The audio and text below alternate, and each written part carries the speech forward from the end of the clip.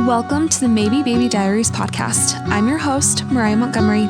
Here we'll discuss all things infertility like heartbreak, joy, growth, loss, and the wild, crazy journey that it is. Let's bring awareness, education, and understanding to the table. You aren't alone. Together, we've got this. Hi guys, and welcome back to another episode of the Maybe Baby Diaries Podcast. I'm your host, Mariah, and today I have on Bryant and Liz McMillian. Guys, thank you so much for joining me today. Yay. I'm so excited that you're here. We're happy to be here. Yep. I'm excited. I'm so excited. So tell me how you guys met. I want to hear how you guys found each other. We've been married 13 years, so way back when, in 2009, we met each other at a church group, and I was dating somebody at the time. And I had actually just broken up with him, and I decided that I just wanted to get away. So we went on this little weekend getaway with some friends, and Bryant just happened to be there. So we went down to Moab and hiked all through Moab together, side by side, and we've been inseparable ever since. That's so cute. I know. I love it. Yeah. We've hung out, I think, every day after that. Yeah. So, yeah. And then we got married in 2010. So how long did you guys date before you guys got married? 9 months. Yeah, it was about 9 months. Nice. Yeah. I love that. Yeah. So tell me, Liz, did you always want to be a mom? Yeah, but not right away. We both kind of agreed that after we got married, we wanted to wait 2 years before we wanted to start trying for kids. Mm-hmm. So just to get to know each other a little bit better and longer and develop that friendship. Yeah. Relationship. Yeah. Yeah. Yeah. Yeah, I always wanted to have at least 2 kids, but I did want to wait. I didn't want it to be an immediate thing. I wanted time. I think I wanted a little more time than Liz did. And we ended up getting that time in an unfortunate way, actually. Yeah. So tell me about what the beginning of your family building process looked like. We tried for a year. We decided we wanted to have a baby, and nothing was working. So, you hear after a year you need to go see a doctor. So I went to my gyno originally and talked to him, and he recommended a specialist. So we went, had all the testing done. I had a really good ovarian reserve. What else? They did all the blood draws. Everything looked great. All my levels were fine. So he considered it unexpected fertility. Is that what they call it? Unexplained. Unexplained fertility. Yeah. Yeah. It's been a while. Yeah. It's okay. Unexplained infertility. So we went through all the medications. I was put on, I don't remember what it's called, the other version of Clomid. There's letrozole, Femara. Femara. Yeah. Femara. Mm-hmm. So we were put on Femara for a few months, and nothing was happening. So we were doing this for 2 years, all this testing. And finally, which I don't know why this didn't happen in the beginning, but he was like, okay, well, let's do the HSG test and see if your tubes are open. So we did that, and I had one tube that was closed and one that was partially open. And they did end up opening both tubes all the way that day. He thinks it was a birth defect because I have growth hormone deficiency as well. Mm-hmm. He wasn't 100% sure, but that's what he was kind of narrowing it down to. So after we did that, my left fallopian tube was kind of damaged because it kind of ballooned up while they were opening it. Oh. I know. It was not fun. It wasn't the worst thing I've ever experienced, but so he recommended to have surgery to have it removed. So we scheduled the surgery, and that was scheduled maybe 2 weeks out. And we were waiting for the surgery. And then I got a call from the doctor office, and they said he's going out of town. Something unexpected came up and we have to reschedule for like 2 weeks later. And while we were waiting during that 2 weeks, I found out I was pregnant. So crazy. Yeah. That's crazy. the short and sweet version. Yeah, that's okay. I love it. So you guys had your first. Yes. And then where did your journey take you guys? So it was only about a year and a half later that we decided that we would start trying again because we weren't sure if we would get pregnant, how long it would take. Mm-hmm. So we started about a year and a half later after Asher was born. And we went in because I knew we had infertility problems. So I went straight to the specialist and he looked at, this was a new person at the same office. And he looked at all the testing and everything that they did and said, there's nothing I can see. The next step will be IVF. So that was kind of, I don't know. I kind of knew that was going to happen, but I didn't feel like IVF was really right for us. Mm-hmm. I don't know how you felt, but yeah. I was kind of open for whatever, but yeah, we did look into IVF, and I mean, it's a complicated process and expensive, obviously. Yeah. Yeah. And I don't know. There's so many options out there. It was hard to tell what the best course was for us. Where we were at, because we knew at that point that it was possible for her to get naturally pregnant, mm-hmm. but at the same time, it wasn't happening again. So yeah. I think we just didn't really know what to do. And since Asher was only a year and a half old, we still, that's still early, so we just tried for a while without doing anything. But we knew that was like the option for us. So ended up, I don't know, I just didn't feel like IVF was right for us once we progressed to the point where I was like, okay, nothing's happening. I want a baby. So we did try to win IVF through some YouTube vloggers, but that didn't work out. Then I started feeling like adoption was kind of the right way to go. I even felt that with Asher, but before we had Asher, that kind of didn't pan out. I still feel like it's in my future somewhere. Yeah. So we're thinking about adoption, and we started looking into it, and I found out that the church we belong to actually pays for an adoption profile on the specific website that's highly used. So we applied for that, and our bishop granted us permission for that. And we started the process, and we found an agent and started the background checks with the attorney. Yeah.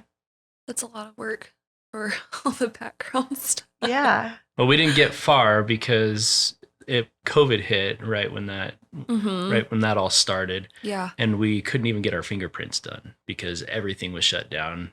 And at that point, we needed to get fingerprints in order for the background check to process through. And so it was months before we would even have an opportunity to get our fingerprints done at that point. Mm-hmm. I don't know if you want to. Yeah. COVID kind of shut everything down for quite a while. I guess they did start opening up, but I still kind of put it off a little bit. Well, at that point, we had been looking at some adoption profiles and trying to figure out the best way to post our own profile because the profiles, they're so meticulously put together and so perfect. They have their family pictures and their story and everything. And it's intimidating because there's so many people out there that are looking to adopt. And this is a cheaper method of adoption than going through an agency. Mm-hmm. And so this is everybody's doing it. I mean, everybody's got a profile out there and they all look really, really good. And it's really intimidating knowing that you're going to have to compete with that and that you want to be the one to adopt, but there's so many options out there. Yeah. And so I think a good portion of that was even trying to figure out what we were going to do for that. Yeah.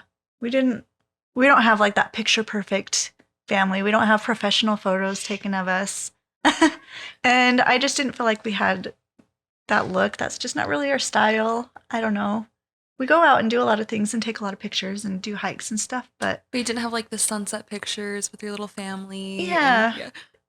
It was just, I don't know. And I'm not great with words to put in this, I don't know, write everything down and make it sound amazing, like someone wants to choose us. It's really intimidating, especially after reading everybody else's. I'm like, well, they said it perfectly, but I can't copy that. And Right. there's just, you just read so many, and what do you have to say? That would be really hard. Yeah, it was, I don't know, it was really intimidating. And there weren't enough babies, I feel like, for all the families that wanted one. And everyone deserves one. I wasn't judging somebody else's profile because they deserve a baby too. It's, I don't know, everyone's deserving of one. But Well, and there were even some Facebook groups where there were like adoption groups that people would post about kids, and they would just get slammed with lots of people inquiring. We'll take it. Yeah, we'll take it. And it was very difficult to see because you saw so much competition out there. And I mean, I don't know. It was really discouraging knowing that, I don't know, you had to compete with that and feeling that maybe you wouldn't measure up to some of these other ones based off of the information that you could put out there. Mm-hmm.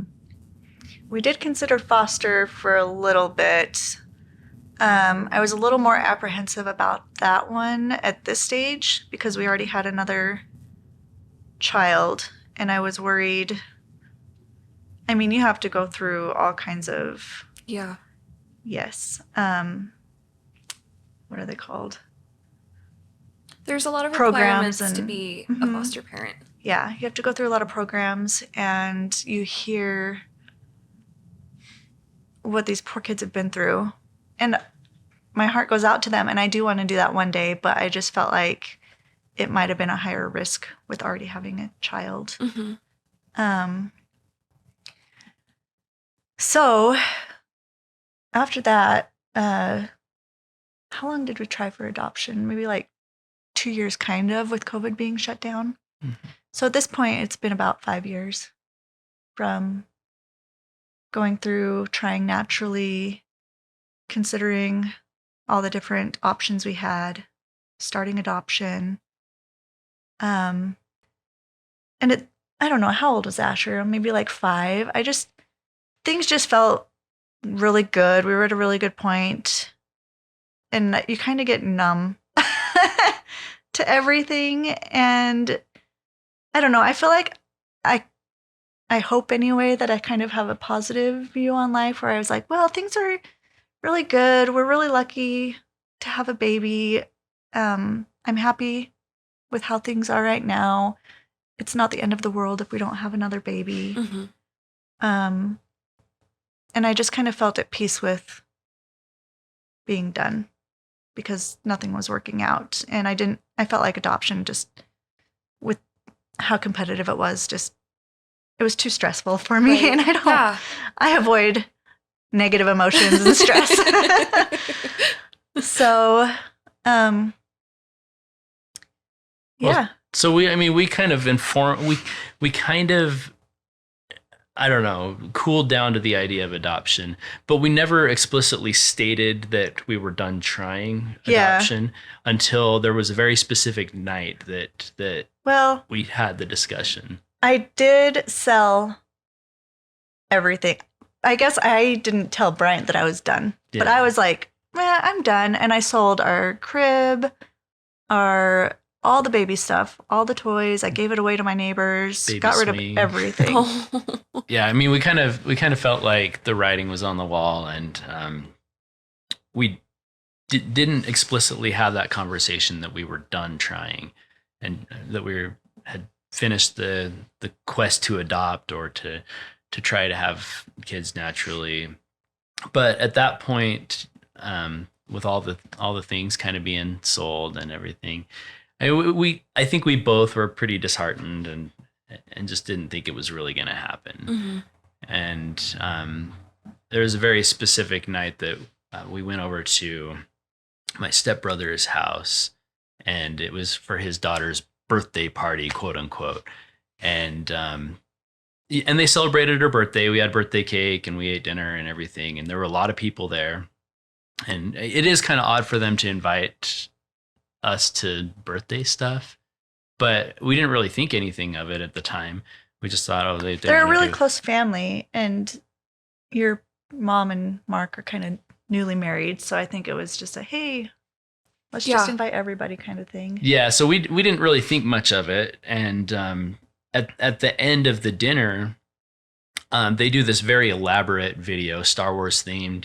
And basically they're all dressed up like Jedi and training and doing Jedi training. And then like the husband, his name's Brian, he does this little force move thing, and he's like, I sense the presence of another one, and I feel the force. Yeah. Something. And it was a very cute video, but it was very hard for Liz to hear. I just was not expecting it. And normally I feel like, and we can talk about how I felt through each process with Asher and with Ewan, but with Ewan going through the process, I was more open to things. I wasn't as easily upset, I don't feel like, when I found out other people were pregnant. I was like, oh, yay. Like, that's genuinely happy for people when they got pregnant, because I know how amazing it is.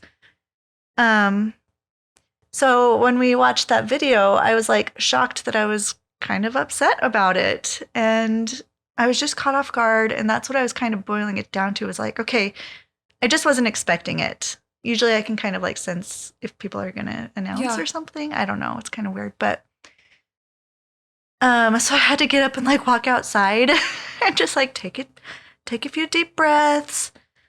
And as we were getting ready to leave, I think they kind of realized like, oh crap. Did they know that you guys had? Oh yeah, yeah, we were really open about it. We were really open about our infertility the second time around. So we were leaving and we were driving home and talking about, it's just the way it's meant to be. Like, I feel like we're done. This is okay. But then we have this blessing through our church that talks about like blessings to come. And it talks about us having children, multiple, not just a child. So I kind of started questioning that in the car. Like, why did we have this promise from Heavenly Father when it's just not happening? Yeah. But it's okay. I kept saying, it's okay though. Like, I love that, like trying to like reassure yourself through the hard times. There's got to be an explanation somewhere that we just don't know about right now. And that's okay. And I'm fine with just having one. And so we kind of just decided it's time to just be done on the way home. I don't know how you felt, but yeah, I mean, we had the discussion, and at that point, formally, I said, well, we could probably go finish up the adoption process. We could go get our prints done. And Liz is like, I don't want to do that. She said that it's too competitive. It's too stressful. Yeah. And she's like, I don't want to deal with that. We can be happy how we are. We do have Asher and we have our family. And that was kind of the discussion, the gist of the discussion that we had on the way home. Mm-hmm. And then we got home, and I put Asher in bed, and I sat there with Asher, and I was reading him a story in bed. And like a few minutes into reading the story, Liz pops into the room and she's like, Bryant, you need to come here right now. And I don't know exactly what went on right there, but so, okay. All the ladies out there will know that when you're trying or have been, you have like PCOS, or not PCOS sticks. What are they? Ovulation sticks, and they come with pregnancy tests, and I had a whole box. And we get used to peeing on sticks, no matter what. Like, even when I know I'm going to see a negative, I'll pee on it. You still do it. Put it down. Yeah. I know. I don't know why. I know. I probably would have done it for years after. But I just had like all these tests left over, and I was like a day or two late. But I had started spotting a few days before that. So I'm like, well, where's my period? I thought I was starting my period. But a few days later, it just didn't come. So I just peed on a stick. I didn't really think anything of it.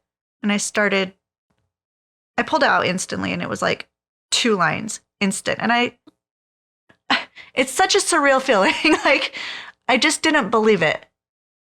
After seeing so many negatives and just seeing 1 line or like not pregnant or no so many times, seeing the opposite of that is like, So I started shaking like, no.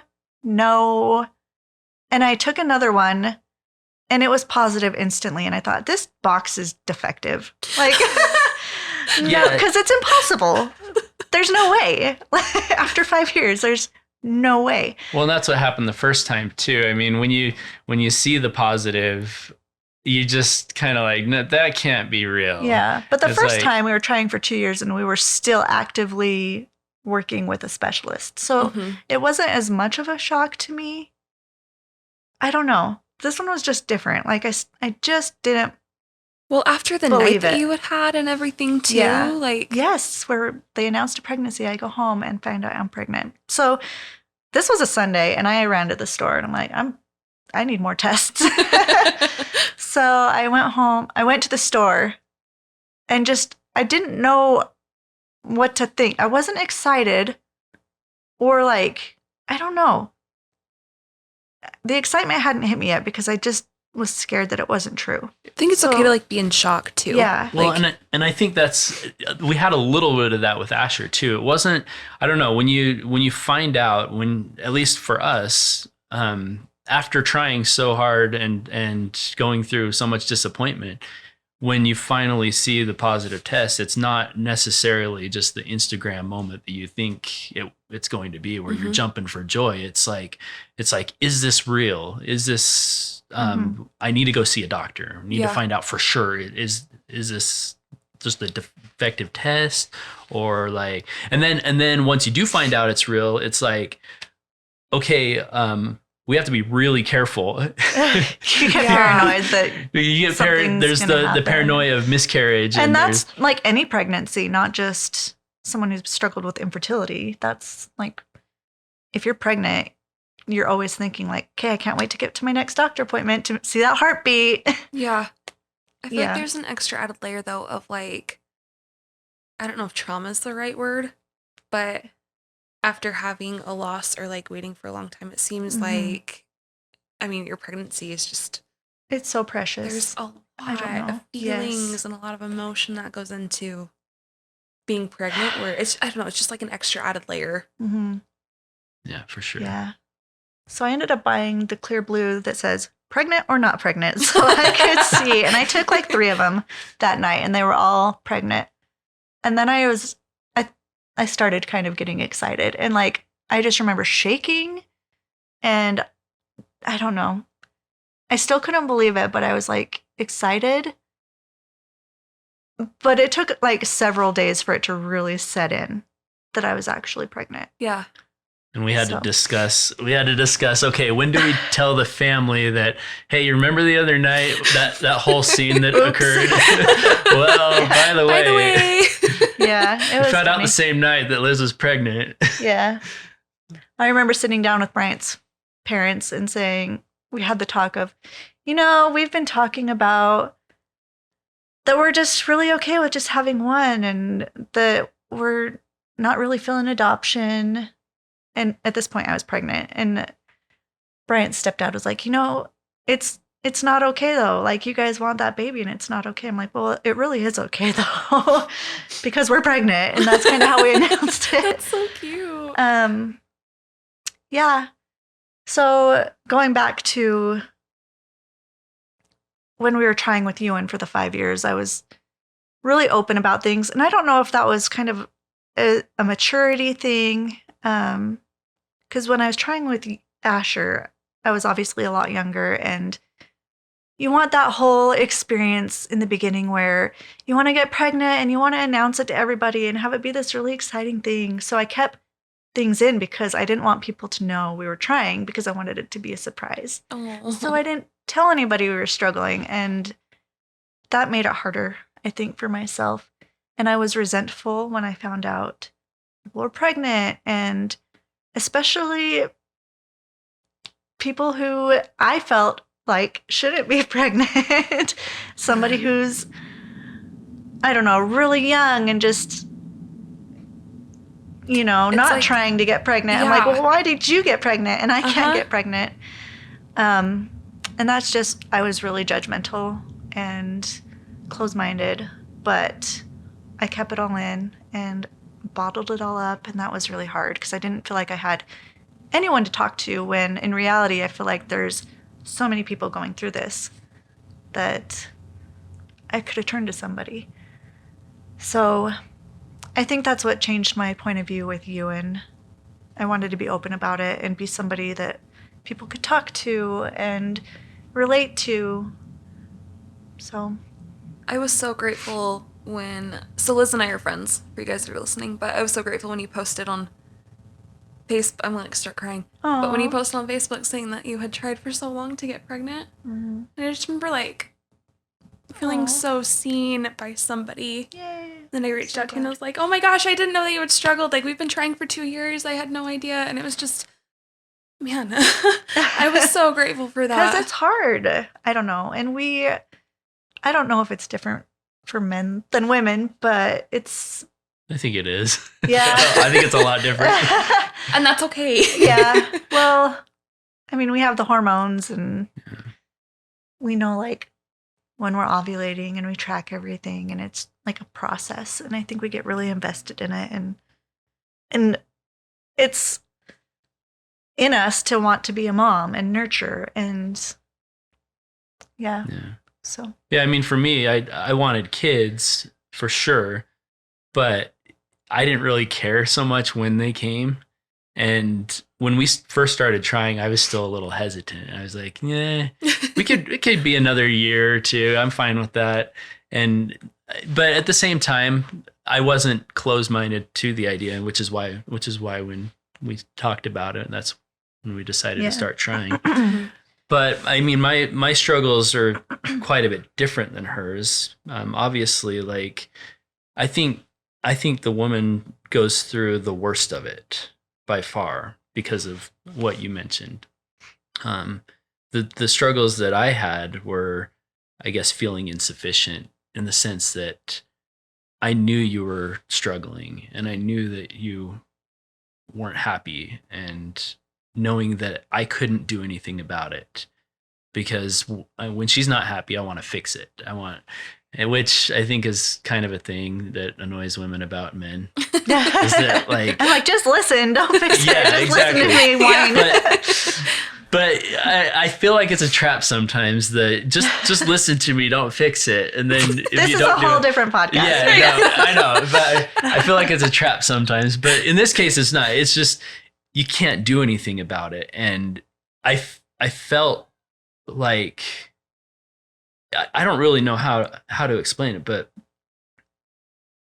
I just felt like insufficient. I felt like I couldn't be enough for her because she wasn't happy. And I didn't see it that way, though. I didn't see that you weren't doing anything. Well, yeah, and I know that. But that was the number one thing for me, was I mean, she's my number one priority, and knowing that, I guess, feeling like I'm failing at my number one priority, trying to help her be happy and supporting her. And I was happy. It was hard the first time around. Like I was saying, bottling things up. I mean, I was internalizing everything, and I probably was more negative the first time around. Yeah. And I wish I would have been more open and discussed it more with people. But yeah.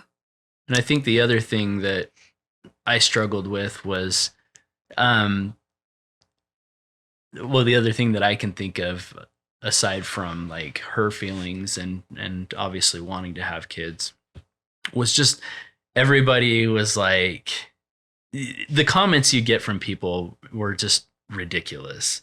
People would be like, oh, you get to try as much as you want. You don't even have to. Like getting triggered. I wish.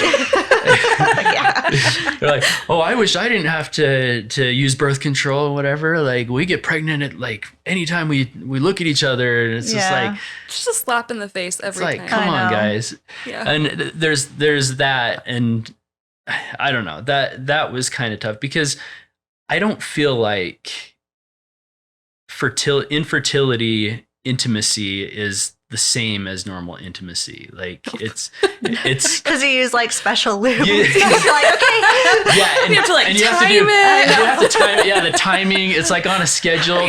There's no spontaneity. There's no. It's like, look what we get to do for the next 3 days. Again.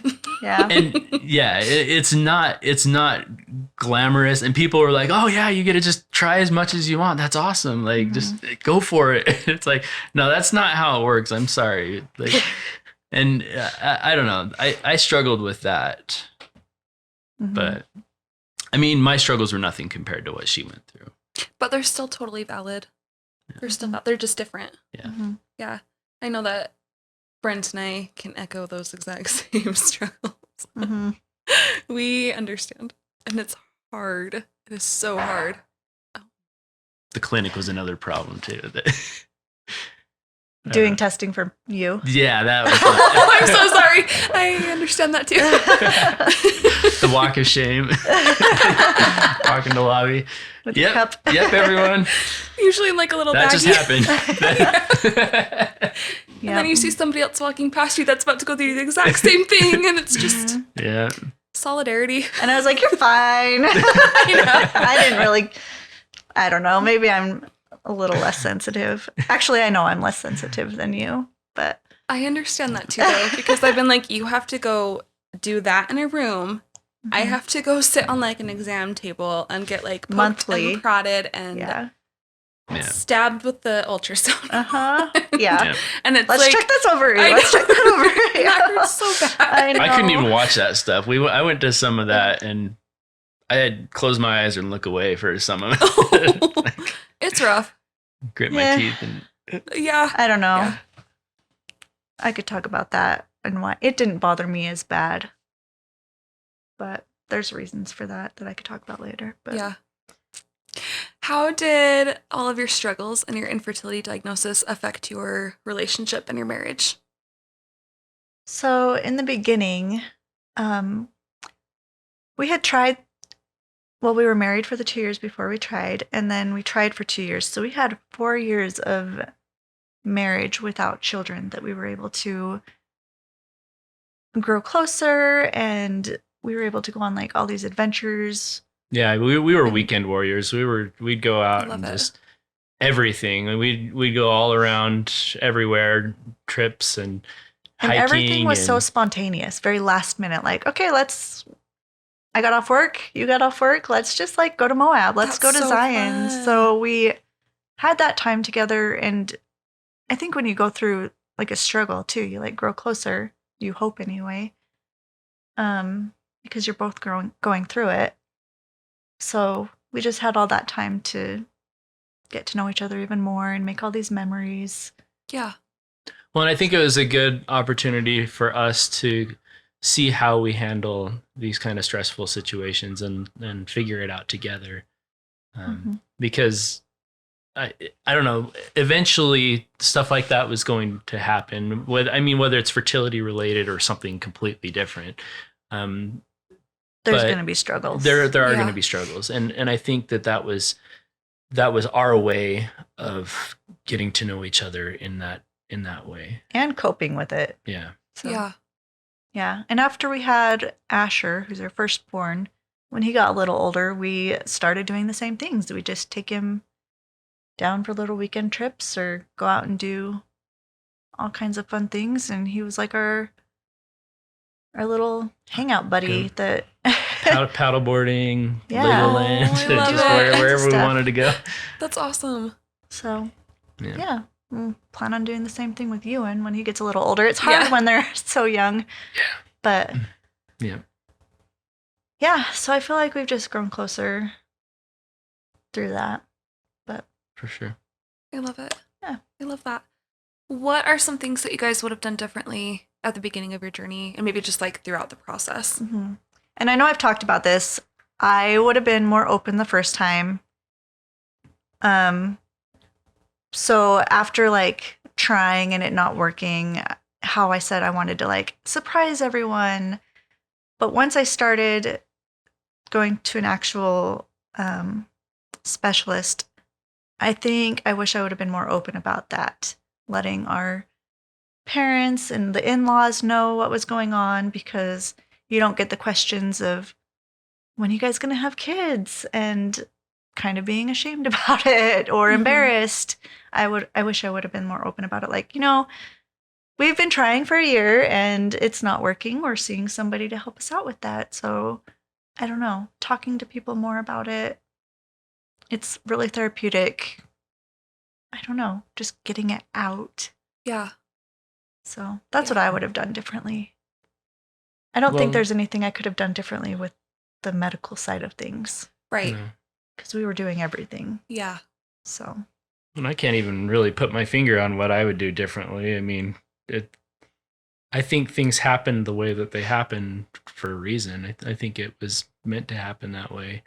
Mm-hmm. And I'm happy with the outcome of how things, it took a long time, a lot longer than I wanted and than either of us wanted, but it happened.